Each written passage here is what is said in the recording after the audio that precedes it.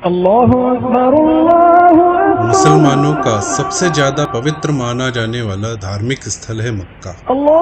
दुनिया भर के मुसलमानों का एक सपना ये जरूर होता है कि जीवन में कम से कम एक बार वो पवित्र मक्का का दर्शन कर सकें। मक्का एक ऐसे स्थान का नाम है जहां काबा और मस्जिद अल हराम स्थित है। 20 नवंबर सन 1979 को इसी धार्मिक स्थल पर एक अटैक होता है। आज का वीडियो इसी घटना के बारे में है।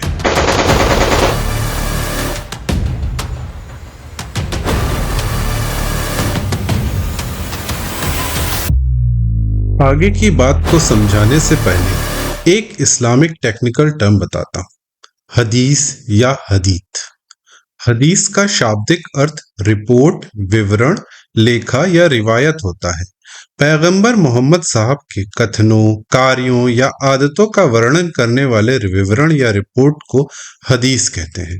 हदीसों में एक कैरेक्टर इमाम मेहदी का बहुत बार जिक्र आता है। इस कैरेक्टर के बारे में बहुत सी बातें बताई गई हैं। इमाम मेहदी को हदीसों में एक रिवॉल्यूशनरी की तरह बताया गया है। ये इस्लामिक रिवाइवल के लिए अवतरित होंगे। इमाम मेहदी के बारे में मुख्य बातें इस प्रकार हैं।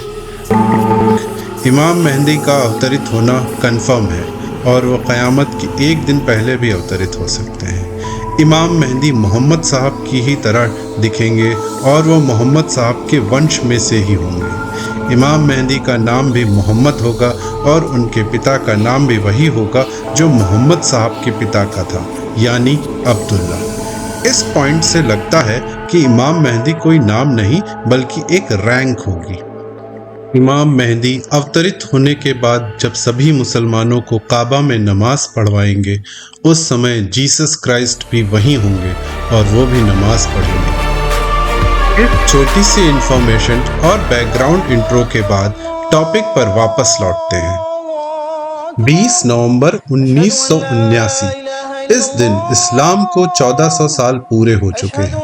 मुहर्रम मंथ की पहली तारीख पवित्र काबे के अंदर बहुत ही रूहानी आवाज में नमाज पढ़ी जा रही है। अलग अलग देशों से आए हुए हज यात्री अपने अपने कामों में व्यस्त हैं। तभी भीड़ में से एक आदमी निकलकर माइक पर प्रवचन दे रहे इमाम से माइक छीन लेता है। अपना नाम ज़हीमान बताने वाला ये शख्स अरबी भाषा में अपने अन्य साथियों को अलग अलग जगह पर तैनात होने के लिए आदेश देता है। पहला आदेश मस्जिद के गेट्स को बंद करने का दिया जाता है और दूसरा आदेश पवित्र मस्जिद की मीनारों पर मशीन गन्स और स्नाइपर्स को तैनात करने का दिया जाता है।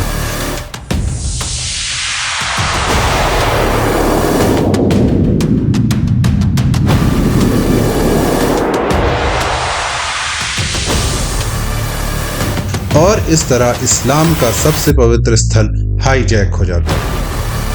भीड़ में खड़े लोगों में से ज्यादातर लोग अरबी नहीं जानते थे। उनको घटनाक्रम समझ में नहीं आ रहा था, तो कुछ बाइलिंगुअल लोग उनको घटना के बारे में बताते हैं।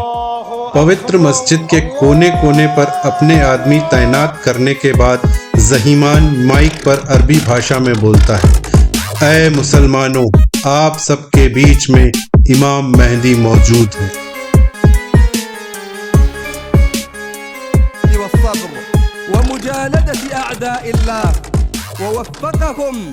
भीड़ से एक शख्स निकलकर आगे आता है जिसका नाम होता है मोहम्मद इब्न अब्दुल्ला। ज़हीमान के साथ अंदाजन 200 लोग थे और इन सभी के पास ऑटोमेटिक वेपन्स थे जिनकी मदद से ये लोग पवित्र मस्जिद को और उसके अंदर मौजूद 50,000 लोगों को बंधक बना लेते हैं। पवित्र काबे में एक चिड़िया को भी मारना मना है, लेकिन वहां पर इंसानी खून बहाया जाता है। ज़हीमान और उसके साथी सऊदी गार्ड्स को कत्ल कर देते हैं। ज़हीमान गोलियों की आवाज़ों के बीच पवित्र मस्जिद के लाउड स्पीकर से घोषणा करता है कि इमाम मेहदी हमारे बीच में आ चुके हैं और सभी मुसलमानों को उनकी शरण में आ जाना चाहिए।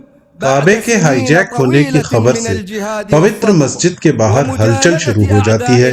पूरा सिस्टम हिल जाता है। सभी लोग सऊदी प्रिंस के एक्शन का वेट कर रहे थे।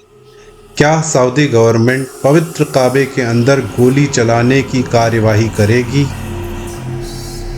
कहानी में एक ट्विस्ट तब भी आता है जब बहुत से सऊदी उलेमा इस ज़हीमान के खिलाफ फतवा देने से मना कर देते हैं। वो खुद भी दुविधा में हैं कि कहीं ये शख्स सच में इमाम मेहदी हुआ तो। ज़हीमान, जो कि एक्स सऊदी आर्मी मैन था, मस्जिद के माइक से अपनी मांगे रखता है, जिसमें से एक ये भी थी कि सऊदी प्रिंस अपनी गद्दी छोड़ दे। अगले 14 दिनों तक पवित्र मस्जिद बंदूकों के साये में रहती है। अगले 14 दिनों तक यहाँ नमाज नहीं पढ़ी जाती है। अगले 14 दिनों तक काबे में तवाफ यानी परिक्रमा भी नहीं होती है। सऊदी सरकार अब हरकत में आती है।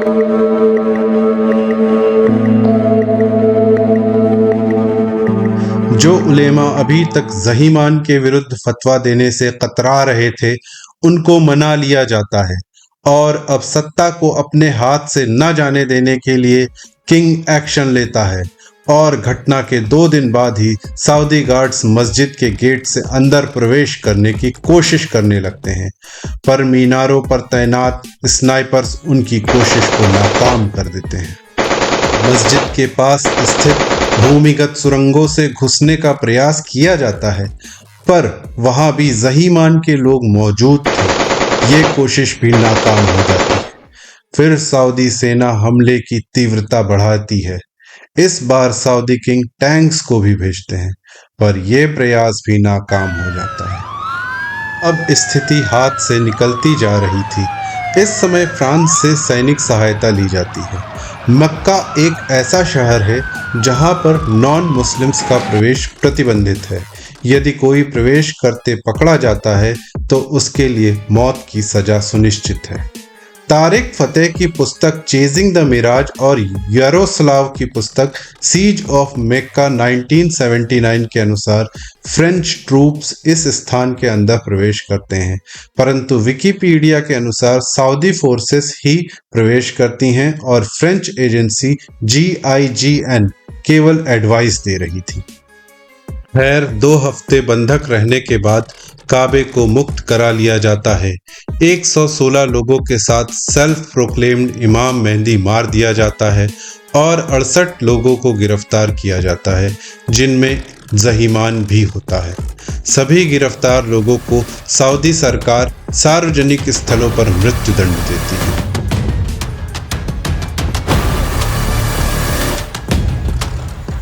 ज़हीमान के साथी बेहद सोफिस्टिकेटेड हथियार जैसे AK-47, मशीन गन्स, रिवॉल्वर्स और एक्सप्लोजिव्स लिए हुए थे। पवित्र मस्जिद के अंदर हथियार लाने के लिए इन्होंने धार्मिक रीति रिवाजों का सहारा लिया था। मक्का में कुछ लोग अपने संबंधियों की डेथ हो जाने पर उनको काबे के दर्शन कराने और उनके लिए दुआ कराने के लिए डेड बॉडीज को ताबूत में रखकर मस्जिद के अंदर लाते हैं। इसी रिवाज का फायदा उठाकर ये लोग ताबूतों में हथियार भरकर अंदर ले आए थे। इसके अलावा मस्जिद अल हराम की सुरंग में हथियारों से भरा एक ट्रक भी था। इस सुरंग में कंस्ट्रक्शन का काम चल रहा था और जिस कंपनी के पास ये कॉन्ट्रैक्ट था, उस कंपनी की मदद से हथियारों से भरा एक ट्रक वहां पहुंचा दिया गया था।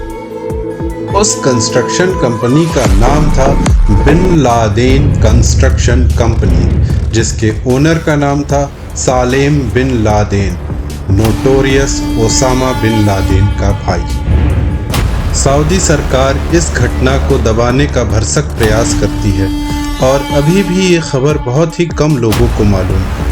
अगर आपको इस घटना के बारे में पहले से जानकारी थी तो कमेंट में लिखकर बताएं, और अगर इस खबर को आपने आज पहली बार सुना तो बताएं कि आपको ये वीडियो कैसी लगी। क्या फ्रेंच सोल्जर्स ने पवित्र मस्जिद में प्रवेश किया होगा?